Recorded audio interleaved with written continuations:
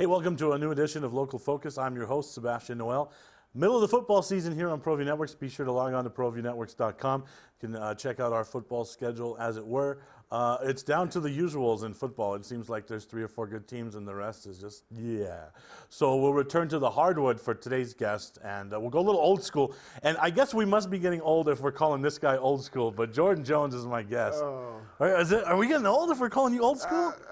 I'm trying not to get old. I'm trying to stay young. You know? Right, and you're still obviously very young and active in basketball, and we'll go through your entire career up to the present. But what are you doing right now? Right now, I'm playing with the Albuquerque Bull Snakes. You know, just becoming a working member of society. You know, just trying to get some money until I go overseas.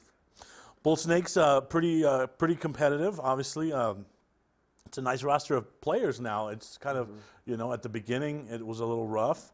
They took some L's, but it's molded into a pretty nice roster, and that certainly caught my attention when you joined the team. Let's talk about that experience now with the guys.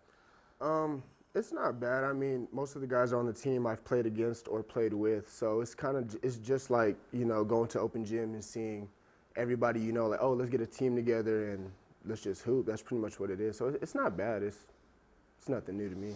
Now, what I want to know is, one, when you guys are practicing, who's the guy you're just abusing? And then 2, who's the toughest guy? Like, who's the guy that's getting in some pretty epic matchup? I could imagine you and Devin probably doing some banging. Yeah. But who's the guy you own in practice and are just abusing? Okay, he's gonna be mad when I say his name, but I know my teammate Jared, he can't guard me. Tiny little guy, right? No, he's about the same size. No, he's a good defender. He's very outspoken, good on defense, very vocal, and I mean Devin, yeah, he's probably the focal point of the team. You know, everything evolves around him, so he's a pretty good player. We have a lot of good players on the roster. So. A lot of local guys too. So if you haven't checked out a game, I would encourage you to do that. I think the next one is scheduled for the 29th. You can go to their website and do that. But what kind of brought you back into Albuquerque and to the Bull Snakes? I kind of came back into Albuquerque just to, you know, stay local, I guess. You know, Bull Snakes, they're not really known right now, so I figured if I hop onto the team, then maybe it could boost their publicity or something, you know. But not saying that I'm very popular. But You're on Local Focus, man. You're popular. Hey. All right, let's get that notion out of the freaking way. You're popular. Okay. All right. What about? Obviously, your career is still in its infancy. You finished up at Highlands, which we had the privilege to watch a lot of that here on Proview Networks, and you still have a lot of basketball in front of you. So obviously this is something you're doing to stay in shape and stay ready, but talk about what's kind of ahead of you basketball-wise. Yeah, like you said, I'm just doing this to mainly stay in shape, stay in contact with basketball and all that. That's why I do the show, to stay in shape. Yep, there you go. Nice. But no, moving forward, planning on going overseas, something like that. If anything, a G League tryout, but my main focus is trying to get somewhere overseas right now, overseas contract. And what are some of the places that you're looking at or that are looking at you that catch your eye? Some places right now is Australia, Chile, and Luxembourg, which is in Europe. Right. Yeah. The European game, a little different. Obviously, we talked about that a little bit before. You kind of have the perfect body, style, and game for the American game, right? That long stretch guard. Yeah. But overseas, they still, you might be playing some post, man. I'm going to be a very active post. I'm going to be a catch and face-up post. You know, I'm not going to do no hook shots, no magic shots. No, I'll probably catch it and face up and shimmy something, try to go by you. Highlands, That's where that was your last stop. Talk about your career there. Obviously, from beginning to end, you guys had a pretty successful run there, and you certainly developed as a player. Yeah, I mean, compared to my first year at Highlands, it's crazy. It's way better the second year than it was the first year. You know, just like, of course, we won the RMAC championship. Just like the team in general, it's just like we bonded very, very easily. So it wasn't anything. It was pretty fun. I loved it. You said fun, and that's kind of the first thing that came to mind when the first game that Steve and I drove up to. I told Steve, I was like, man, I would see local kids would love playing up here because of the style. It's up and down. Yeah. Defense sometimes an afterthought. You know, a little bit more offense than defense. Yeah, I mean, but that's gonna be great yeah. as a player, especially a player of your talent. You gotta love that style, right? Yeah, Coach Snow definitely knew what players he had. You know, me, I like to, when we get a rebound, I'm the first one up the court. I'm already at half court sprinting, so all you gotta do is throw the ball up, and it's a highlight reel. So. What brought you to Highlands? I know that wasn't your first stop out of San Diego. Brought me to Highlands, so I graduated from Otero Junior College, which is in La Junta, Colorado. Right. From there, Coach Snow was talking to me. Coach Pryor was actually talking to me too, and they were like, "We would like to keep the team local, like have New Mexico talent on the team." And I was like, "Yeah, it's a great idea. It's close to home. It's 2 hours away from Albuquerque. Why not?" You know. So. I'm glad you bring that up because that junior college route is another option that obviously gets you where you want to be. So, you know, I know we have some guys from local guys here. One of them's been on the show that's JUCO now, and obviously there's always a chance to get back to where you want to go, right? Oh yeah, JUCO's a great option. Don't ever think if you're in high school and you don't automatically get a D1 offer right away, then it's over, or I'm gonna go D2, my life is over. No, it's great. If you go JUCO, one, you get your associate's degree in 2 years compared to 4 years if you go to a 4-year school, and then after that 2 years, you get to go to a bigger school. So it's kind of just like you're getting film for other college coaches to see. So, I mean, it's a great route to go. Now, how glad were you to get back home to New Mexico? Great. I'm glad that I mainly wanted my my parents, my grandparents, I wanted them to be able to see my college games. Because if it wasn't for New Mexico Highlands, I probably would have went to Chaminade, which is in Hawaii, and I didn't really want that. All right, we're going to take our first time out. Be right back with Jordan Jones. To win the race, I can't even explain how, in fact, I'm getting goosebumps right now talking about it. No matter where you go, you're an Indy 500 winner. The only way to be successful in racing is to stay on top of the technical edge, and we've done that with our dealership. So a lot of the technology in our service department and sales processes, I mean, everything is the very latest. That gives you an edge. That's being competitive in the car business. You can take it any way you want, but that's the truth. Car Crafters, proud supporter of Proview Sports Network. Are you sure we're supposed to be doing this? Don't worry, I've watched him do it 1,000 times. Come on, what's the worst that can happen? No! Bad dog! Hi, welcome to Car Crafters. What happened? Don't worry, we'll make it like it never happened. Car Crafters, it's like it never happened. Dreamstyle Remodeling has been wowing homeowners in New Mexico since 1989. Selected as Best Custom Home Remodeler for 3 consecutive years by readers of the Albuquerque Journal, we're also your exclusive provider for top home improvement brands like Renewal by Anderson, Four Seasons, Blaze King, and many others. Founded and headquartered in Albuquerque, Dreamstyle Remodeling is family-owned and now employs more than 500 people across the southwestern U.S. In fact, we've helped more than 60,000 homeowners improve their home in New Mexico, Arizona, California, Idaho, and West Texas. We're committed to providing a superior customer experience. We've earned 4.6 stars with hundreds of online reviews and have an A+ with the BBB. Dreamstyle Remodeling is a proud supporter of UNM Athletics. Visit our beautiful 10,000 square foot showroom at 1460 Renaissance Boulevard across from Sam's Club or DreamstyleRemodeling.com to make your home remodeling dreams come true. Well, I'm going to the frontier, walk up to the cashier, order up a root beer and a number 1. Cover it with green stuff, 1 scoop is not enough. Find a booth is real tough, backed by the Duke. Meet my family, meet my friends in the quirkiest restaurant I have ever been. All of Albuquerque's favorite spot. It's the Frontier Restaurant. The Frontier Restaurant is a proud supporter of Proview Sports Network. Don't sacrifice quality of flavor when you're in a hurry. Golden Pride offers ribs, fried chicken, green and red chili breakfast burritos, and Frontier Cinnabons.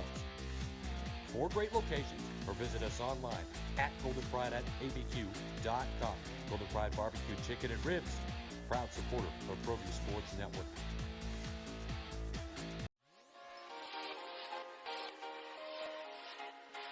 Folks, there's no other way but to be all in. Either he's Lord of all or he is not Lord at all. And you can experience the real and authentic, true life change that only God can provide to humanity. See, when we truly encounter Jesus and purpose to know him and follow his teachings, hashtag life change will occur.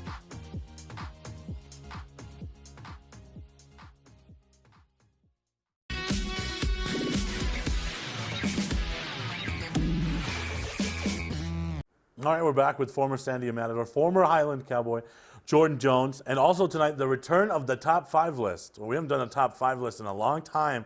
We're going to go top 5 Matadors, so I'll let you start thinking about that a little bit, see where you want to put yourself in that list. We're going to go 2000 forward. But first we want to look at some dunks, because before we throw them up there, we have a dunk of yours that, believe it or not, we still use in hype videos. So, yeah. So, Josh, if you want to go through those, I don't know which 2 we selected because we had about 100 to choose from. So here's one. That's the one I'm talking about. Yeah, but I think this next one is the one that one of our directors still uses in hype videos. I believe it was the one at Hope. And I think I remember that Hope one. Yeah. Yeah. This in is the that breakaway, right? The left-handed one. Jason passed me the ball. Come here. Hey. Yeah, that's the one that has my survived time. That one still makes the hype videos, man. Probably my first left-handed dunk in a game. I don't know how or why I did that, but it kind of just happened, you know. You play on some pretty good Sandia teams. I mean, Sandia's fallen on some rough times now. I hope they rebound with my man Coach Brown taking over there. Mm-hmm. But you played on some really good Sandia teams. Just talk about them. Well, they're amazing. They going back playing with Javon Brown, Isaiah Lowry, Will Harvey, all of them. It was a great experience. That's what got me confident enough to play at the varsity level, because I was playing with them as a freshman, and I was low-key. Coach Broussard was like, "Hey, would you like to, you come play with varsity?" And I was like, "I don't know if I could play with these guys. Yeah, let me play on C team real quick, a couple games." But playing with them, it was pretty good. It was pretty nice. And Ryan Ashball, Tim, Adam. I can't imagine, because all we see obviously is varsity Jordan Jones. Yeah. So I can't ever imagine those words coming out of your mouth, because everything we've always seen was ultimate confidence, an animal out there. Yeah. But that you had that kind of doubt young in your career, that surprises me to hear that. I mean, let's go into that some more. I mean, what at the time when you were young, what were you thinking your game was lacking? Well, when I was younger, I was more of a football person, so basketball was kind of secondary. But coming to high school, I moved from Clovis my freshman year of high school, so I really didn't know nobody. Asking to be playing varsity, I was kind of, I was nervous about it. I only can shoot. I wasn't really able to dribble that. So in my mind, I was like, okay, I'm gonna get the ball. They're gonna pressure me. I'm gonna turn it over. I don't want to turn it over in a varsity game because then I'm not gonna play anymore.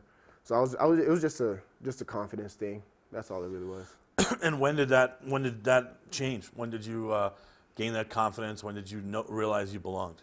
I realized I belonged when I had went to Mississippi Valley for my first semester of college, and the way they play out there is completely different. It's more rugged. It's more like raw. It's more real. You know what I mean? Like they really take time in their craft and doing what they're doing. So playing out there and then moving to Otero, I was like, okay, I can actually make some money playing this game. So. Now, when did you go from scrawny Jordan Jones that we just saw in those highlights to the more confident player that you are now? We talked about how, in Europe maybe it's a little more physical, but when did that transition occur? I mean, talk about the work that has to go in for that transition. Oh, there's a lot of work that goes into it. I think the transition came from my JUCO coach, Coach Houston Reed. He really helped me, maintain a focus on what I need to do, what I need to get better at in basketball. And obviously the workouts they had us doing was ridiculous. For a JUCO, oh my goodness, it was crazy. But it got me stronger, it got me more mentally stronger, so he really helped me a lot.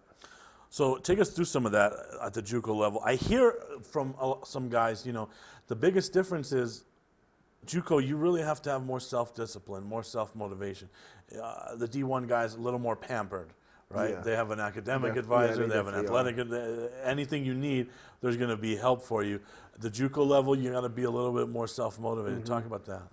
I mean, in college in general, you have to be more self-motivated. You have more free time than what you actually think you do, so you have to do everything on your own. Your parents aren't there to, like you said, pamper you. But JUCO, you really have to be on time to your classes. There's nobody like telling you like, hey, get up, you got to go here. Oh, get up and study. You kind of have to do that on your own. Yeah, it's way different than D1. And you talk about, you can't be late to classes, things like that. But is that a reason why I think some guys from here are so successful at Highlands? Because is there really anything else to do other than get better at basketball? Exactly. Get better at basketball, go to class, get your grades right, get your degree. That's really much it. I mean, what was that like? You big city Albuquerque guy, you go up to the campus there in Vegas. What was the transition? I really didn't feel any different. I still felt at home. I've grown up in small towns, so it's not like I came from Chicago or LA or nothing like that, coming to a smaller town. So it really didn't bother me. I was used to it. And are all the guys pretty much on the same page, blinders on when they're up there? Is there distractions really? Or, I mean, talk about that, just the work that has to be put in. No, there really isn't any distractions. I mean, they have the gym open late for whenever we want to get in and get some work in, We could just get back from a game and coach will open the gym up if we want to get up shots. If we had a bad game, some players have that mentality like, oh, I missed 5 shots tonight. I need to put up 500 before I go to sleep, But there's really no distractions out there unless you make them. So what kind of work are you putting in after games? What's the worst game ever where you're like, man, I got to get in this gym? Take us through one of those. What would make Jordan Jones go into the gym after the game? What would make me go into the gym after the game? If I was to miss the game-winning shot and all of my free throws. Okay. Yeah, free throws I could see. Yeah, okay. you need it. Those are free shots. You have to make those. All right. The return of the top 5 list. Okay. We're going to go top 5 Matadors. All right. So we'll go 2000 and on. So if you have any suggestions, you can send them to us. You can tweet Proview Networks on Twitter at Proview TV or at Sebastian Noel 47. But we're going to go 2000 and forward because we're not that old. So I know Marty Watts is going to watch the show and email me somebody from the 70s. I'm not trying to hear all that. So 2000 forward. All right, we'll let you go first. You're the guest. Number 5. I'm going to write these down. Number 5. Ooh, I'd say Will Harvey. Okay, Will Harvey. That's a pretty good one. All right, 4. Number 4 would probably have to be Trevor Perkins. Okay. 3, I'd probably say myself. All right. 2, I would probably say Adam Cumber, one of my best friends. And then 1, I would say DeAndre. Okay. I don't want to mispronounce his last name. Lansdowne. Okay, there He's we playing go. in Germany now, right? He's made a nice career in Germany. Big. He even speaks a little bit of German. I saw him at the New Mexico games a couple of years ago. He's made it in Germany. It's a nice place to land in Germany. My list, and now I'm having second thoughts about my list because my number 1 guy didn't even make your list. Oh. So I don't know if I am just if I don't have a very good list, because you would know San Diego basketball more than I do. Yeah, but see, I only know about 4 years of it. Okay, all right, that's true. Yeah. All right, so with my list, I went Jeff Hart at number 5. Okay, and then I went Adam at 4. I also had you at 3. And my 2 and 1, my number 2 was DeAndre. That was your number 1.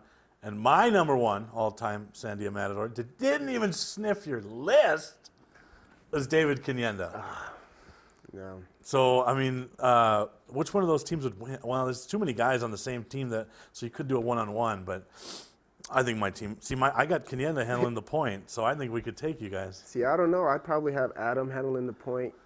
I'd have Trevor be at the 2. I'd probably be the 3. And I don't know. The 4 and the 5, we'll play with 3 players. Yeah, I think we'll be pretty good. And, and all you guys would stuff Jeff Hart, no offense. So, yeah, I have that weakness on the floor, huh? Yeah. All right. So that's the return of the top 5, our top 5 Matadors. We'll take our final time out, come back with more of Jordan Jones. The world-famous Laguna Burger is beautifully handcrafted. A burger that's created from certified Angus beef, sinfully cooked to juicy perfection, and garnished with New Mexico's Hatch green chili. Tempt your taste buds with mouth-watering fresh ingredients. Cut! We're gonna need another Laguna Burger. Try the irresistible, world-famous Laguna Burger. Visit thelagunaburger.com. It's fresh with a kick. Take 32. Get into the game with Garden Swartz Team Sales. They have everything you need, from screen printing, embroidery, and digital printing services, high school letterman jackets, and all high school and club uniforms, and individual and team apparel with the most reliable brands like Speedline, Rollins, and Wilson. And don't forget to check out the latest F7 Shut helmet. It's all at Garden Swartz Team Sales. Give them a call, 505-884-1234. Garden Swartz Team Sales. What is glamour? Frailty. What is desire? Diamonds. They say a life lived without passion is hardly worth living. Ma'am? Ma'am? Ma'am? Dang, this one made me feel all special.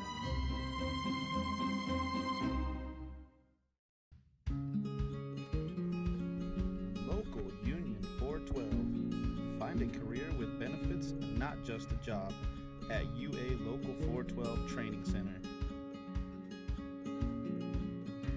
We are looking for plumbers, pipe fitters, welders, and HVAC tech apprentices and journeymen.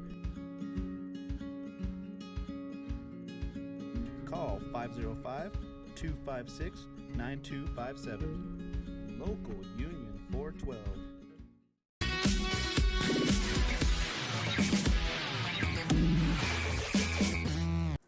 Back with former Matador Jordan Jones. We just did our top 5 all-time Matador lists.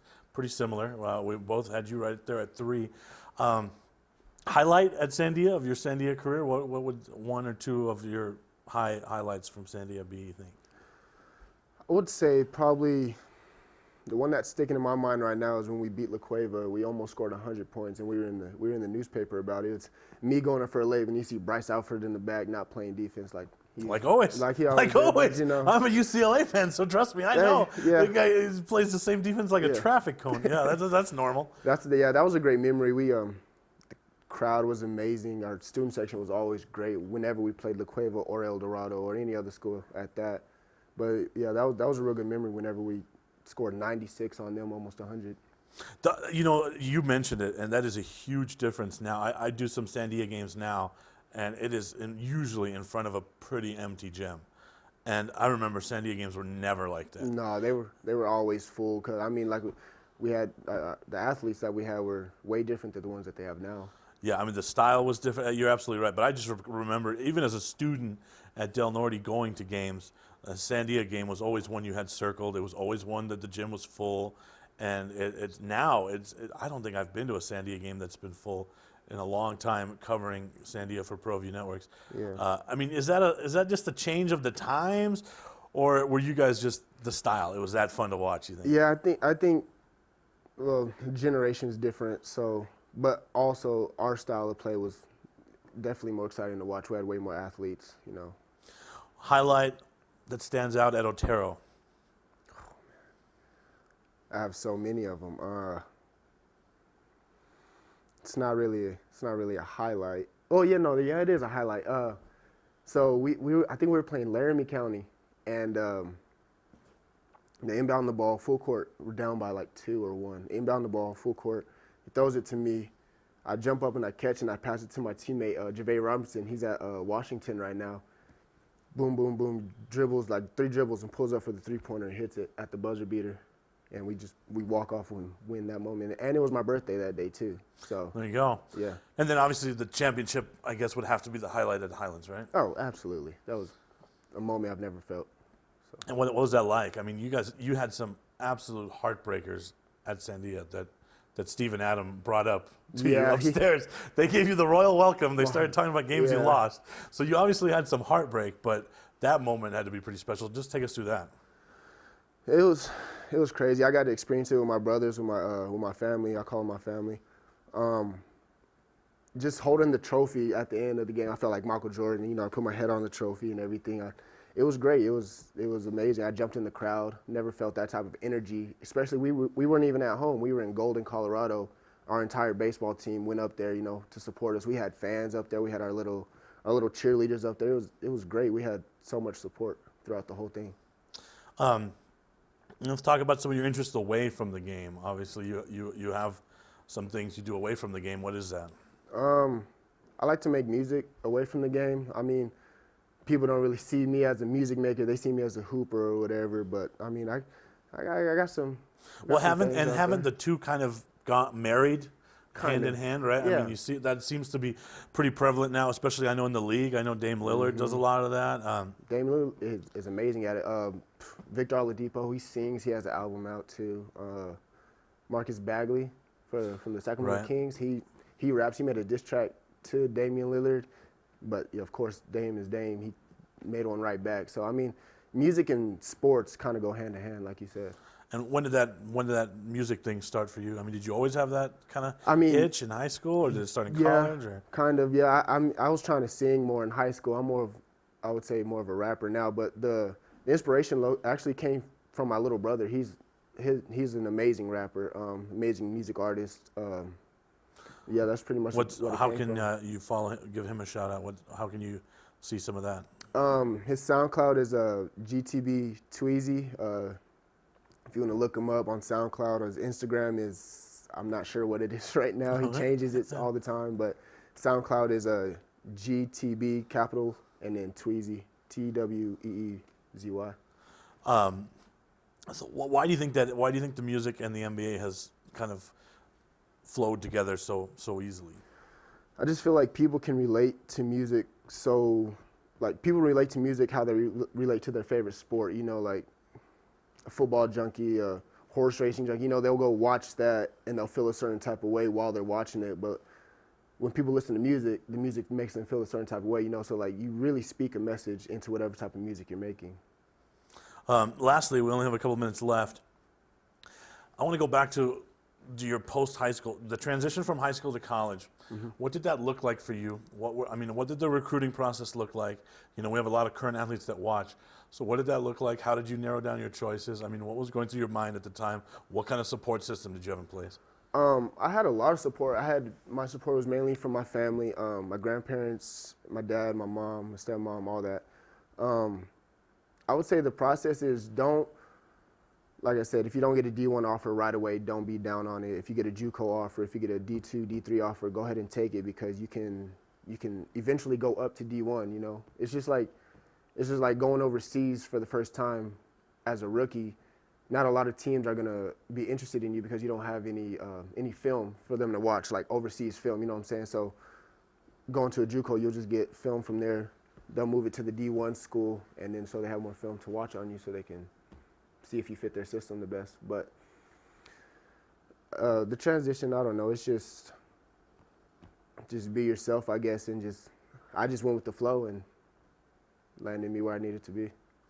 All right, that'll do it for our show this week.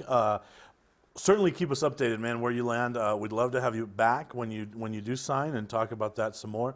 And the best of luck the rest of the way. Thank you for joining us. Shut Up and Talk is next right here on Proview Networks.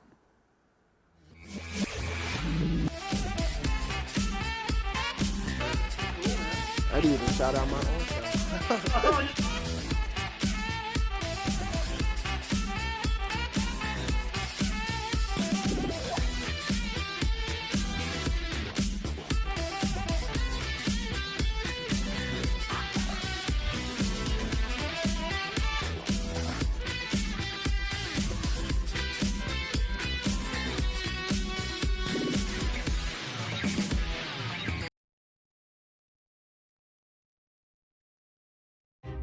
What is glamour? Frailty. what is desire. Diamonds. They say a life lived without passion is hardly worth living. Ma'am? Ma'am? Ma'am? Dang, this one made me feel all special.